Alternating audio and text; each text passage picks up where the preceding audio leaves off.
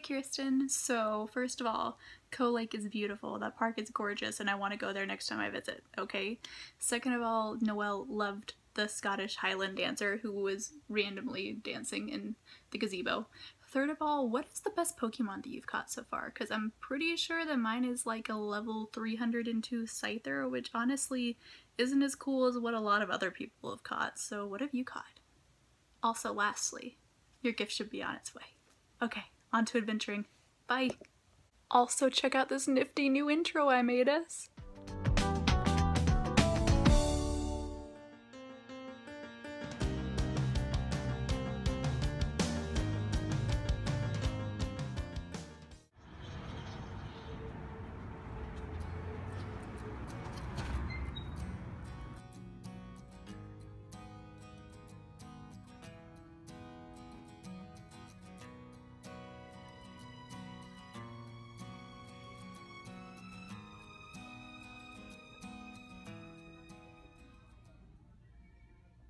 There are too many good options. I honestly don't know. Kirsten, look. It's us. Guys, this is it.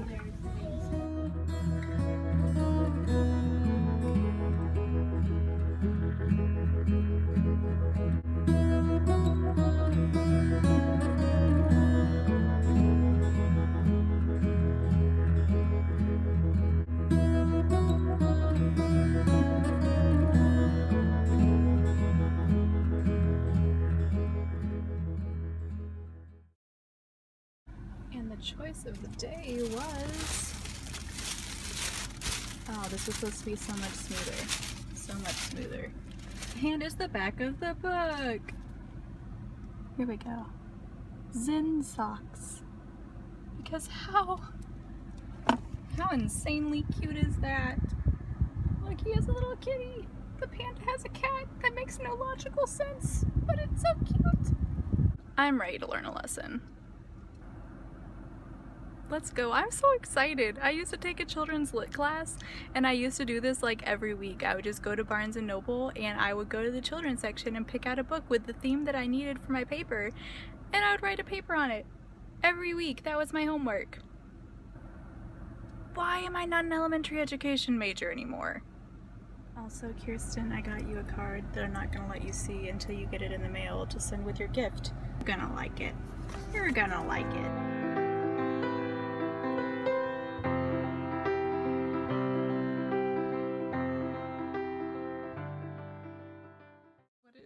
What is this lens doing?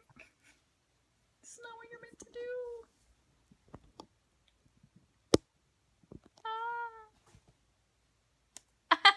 Ah. Get out of my chair. Stop. You're the worst.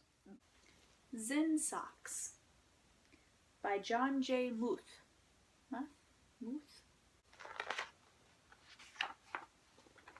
I'm gonna make a terrible parent one day. I can't read upside down worth crap. Okay. Leo and Molly sat on the porch of their new home. Look, said Leo. It's going to happen again. Yep. It's almost time, said Molly. Nope, we're not reading upside down. This is gonna be so slow. Yep, it's almost time, said Molly. What's his name again? Asked Leo. Mr. Quiet Puddle? Stillwater, said Molly. Obviously, Molly's the one who knows what's going around here. Look at the cute little neighbor panda. Oh my goodness. Isn't that our cat riding in the basket of his bicycle? Asked Molly. That's a good question, Moles. I like his hat, said Leo. I like his bicycle, said Molly. I like this neighborhood, said Leo. Hi, Stillwater, said Molly. This is our cat. Is it? Said Stillwater. I know your cat. Today he asked me to go for a ride. Really? Asked Leo. I didn't even know he liked riding bikes. You didn't know your cat loved to ride bikes, Leo? Come on.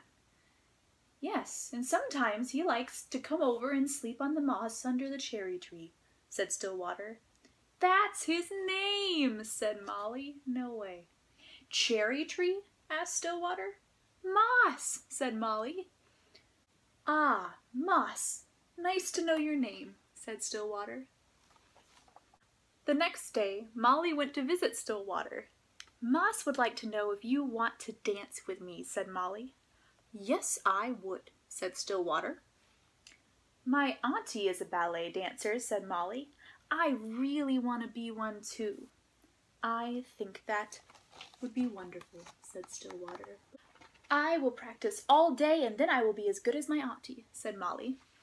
Good. Practice is very important, said Stillwater. And then I will do shows on stage and I will get flowers and lots of blue ribbons and tiaras and my name will be on posters with lots of glitter, said Molly. Well, that might take more time than one day. Sad truth. Yeah, Molly shrugged. Maybe 2 days. Stillwater paused and said, Let me tell you a story. It's a story within a story, storyception. The Taste of Bonzo's Sword. There once was a young fellow named Hero. Hero wanted to be a great swordsman, just like his father, so he packed his things and went to Mount Futara to find the famous swordsman, Bonzo. You wish to learn swordsmanship under my guidance? Asked Bonzo.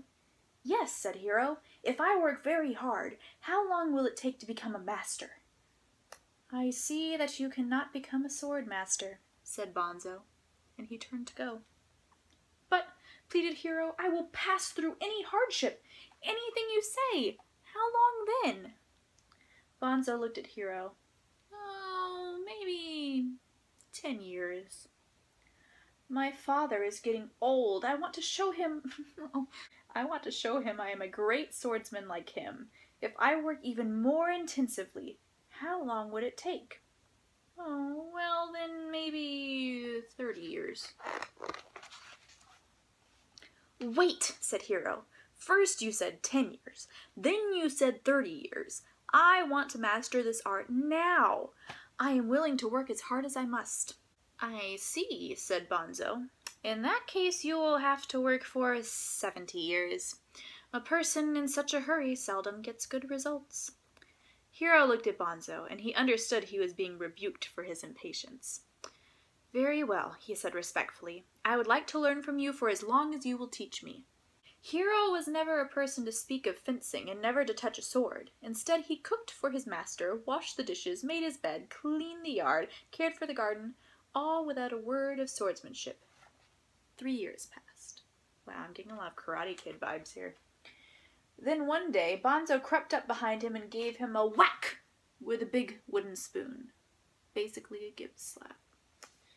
The following day, when Hero was cooking rice, Bonzo again sprang upon him unexpectedly and hit him with a broom. Then later with a wooden sword. Dude, Bonzo. It's abuse, man. After that, day and night, Hero had to defend himself from unexpected thrusts. He learned to live on the balls of his feet, ready to dodge at any moment. Not a day passed that he did not have to think of the taste of Bonzo's sword. Now you are ready to leave, Bonzo told him. Soon, Master Bonzo began lessons. Hero learned so rapidly he made his master smile. In time, Hero became the greatest swordsman in the land. This is totally the Karate Kid.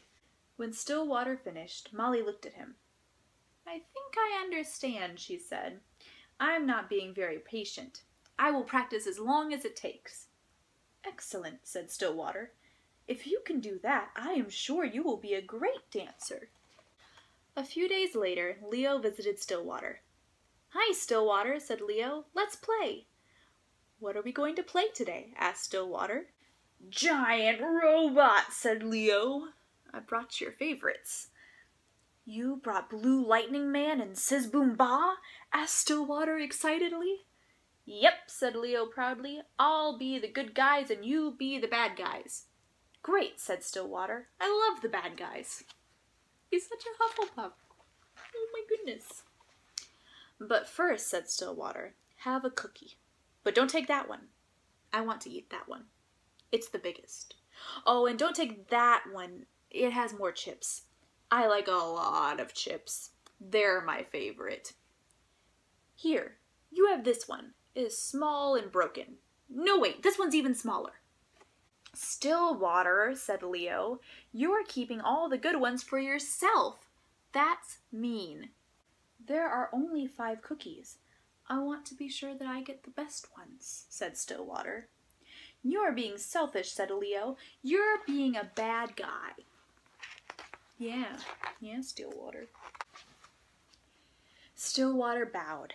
He held the plate out for Leo. That is right. Please take whichever cookie you like. Have you ever wanted all the best cookies for yourself? Asked Stillwater. Leo nodded. I have too, said Stillwater. Me too. It happens, man. I guess bad guys don't always think that they are being bad guys, said Leo. That's deep. That's our struggle, said Stillwater. Thinking if we get all the best things for ourselves, we will be happier. Stillwater picked up his robot. Okay, let's play. I'm a bad guy. Wait, said Leo. No good guys. No bad guys. Follow me. They went through the kitchen and into the green of the backyard. Let's go on a quest together. With our robots, said Leo. We'll explore the great bamboo galaxy. Maybe someone is lost, and we can rescue him. One bright weekend morning, the 4 friends decided to go to the beach. Oh, we've transitioned. It's a different day. I didn't realize that. What shall we do? Asked Molly. Burying you might take a long time, said Leo. That's what I thought too, Leo. You were probably right, said Stillwater. Let's go for a walk. Stillwater, look at the starfish, said Molly. Where do they all come from? Asked Leo. Starfish, what are you doing here? Asked Molly. Yeah, starfish. There are so many, said Stillwater, and the tide is going out. What will happen? Asked Leo. They will dry out in the sun and perish. Molly picked up a starfish and threw it back into the ocean. That's good, Molly, said Leo. They began picking up the starfish one by one and throwing them back into the water. After a while, Leo said, There are too many. This won't make a difference. Molly picked up another starfish and threw it back into the ocean. It made a difference to him, she said. He's like completely flat. He's so smushed. 3 of the 4 friends were very tired. I'm assuming that the one that's not tired is Moss, the cat. The sun was going down. The beach had no more stars. Wow, said Leo. We did it! Molly smiled. Stillwater, she said. Look up! Stars! Because the starfish turned into stars. Oh, that's the end of the book. I wanted more adventures. Okay, let's read the author's note. There's an author's note. Actually, let's not, because then this vlog will be over 20 minutes long and nobody has time for that. Okay, moving on. The message of this book could not be more timely. Oh my goodness, wow. It's like the starfish on the beach. We think with everything that's going on that if all we can do is change one thing or just change one person's life or save just one person's life, where did that word just come in? You did one thing and you changed someone's life and you saved someone's life. That is huge. One starfish, one person, one person's attitude, one person's viewpoint. A bunch of people doing that literally will change the world. And I wish we'd get that, and I wish we wouldn't be so defeatist about all of it. You know, don't let that be enough for you. Keep going after it, but one is amazing. One is amazing. The story with Stillwater and Leo playing with the robots, and let me find the quote. Let me find it. It was great. I almost stopped and talked about it right then. Because I read something like this last year. I was reading the novel Ender's Game, and there was a paragraph a lot like this, which maybe I'll post like as a picture right here. If not, that was awkward for you and for me. I guess bad guys don't always think they're being bad guys, said Leo. That is our struggle, said Stillwater, thinking if we get all the best things for ourselves, we'll be happier. The bad guys think they're good guys. I know that you and I might see them as the bad guys, but in their minds, we're the bad guys and they're the good guys, or maybe we don't have anything to do with it, but they think that they're the good guys. And that's where the compassion comes in. Because if you for 1 second can put yourself in that other person's viewpoint, if you can understand what they are trying to say and what they are trying to communicate, if you can sit down and listen to them, I mean, that's not going to work for everybody. There are extremists everywhere, and there are people who are not going to listen, and honestly, there's not much that can happen but a change of heart for them. But if you can sit down and let them just rant to you and tell you what's on their heart, then, you know, and give them feedback, just to listen. You know, sometimes things are just, you feel like you have no choice but to do something crazy because no one will even listen to you, and you just have to get everybody's attention. And I think that if we could think like our enemies, that we'd see that there's a lot more human being and neighbor in them than enemy. And that despite the crazy and despite the terribleness, is that a word? I don't know. But there's something to love there. There's something. And if we can grasp onto that one thing, you know, maybe we wouldn't want the worst for them. We'd want the best for them, and we would seek ways to find the best for them. And the best, you know, to truly love someone, you want what's best for them. You don't want what they think is best for them unless that is truly best for them. You want the best for them. So you might disagree, but you want what's best for them. And you try to make that happen, whether that means that you know, maybe you'll have some conflict, but I know there are some friends that I've sat down and I've said, hey, what you're doing right now that you want to be doing so much, you're going to kill yourself, or you're going to hurt yourself, or you are hurting yourself, or you're hurting others, and that's not your best. And I've seen your best, and I know you have it in you, and I know that really that's what you want. You want the best for yourself too. I think you just have it a little confused right now. Basically what I'm trying to say is what the author said in his author's note. Kindness and compassion and generosity. If you do nothing else other than love people, truly love them, want the best for them, wow, the world could be a really great place.